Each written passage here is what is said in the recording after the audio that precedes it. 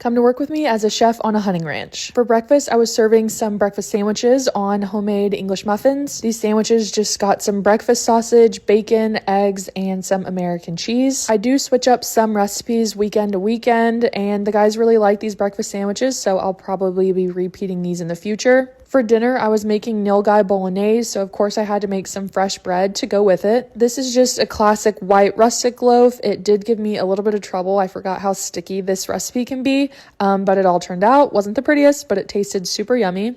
This weekend was a little bit different because I also had my grandpa's 80th birthday, so I had to make his red velvet cake. I was really happy with how this cake turned out. I was testing a new recipe and everything came out perfect. I did not record myself actually icing the cake, but of course it got some cream cheese buttercream. Once I finished the final shape on my loaf, I transferred it to a hot Dutch oven and then got that going in the oven. For my breads, I like to get those done ahead of time, and then once dinner rolls around, I'll go ahead and reheat them so that I can serve them warm. Since I was going to be running out just before dinner to make his birthday party, I prepped all my veggies that were going into the bolognese, so that's my onions, celery, and carrots. I got those diced up super fine and then stored those away so I could use those for dinner. In hindsight, because it is bolognese, it would have been perfectly fine to just leave it on the stove simmering while I was at the party and just served it once I got back, but you live and you learn. This is that ciabatta that I had made yesterday to serve on these sandwiches today.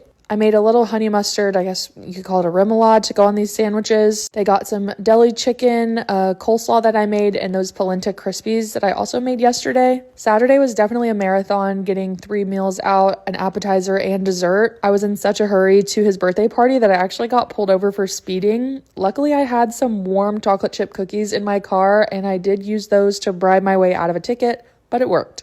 I got these sandwiches wrapped up in parchment paper just so they were ready to go once they got back from wherever they were. Lunch is simple. I just served these with some chips and pickle spears.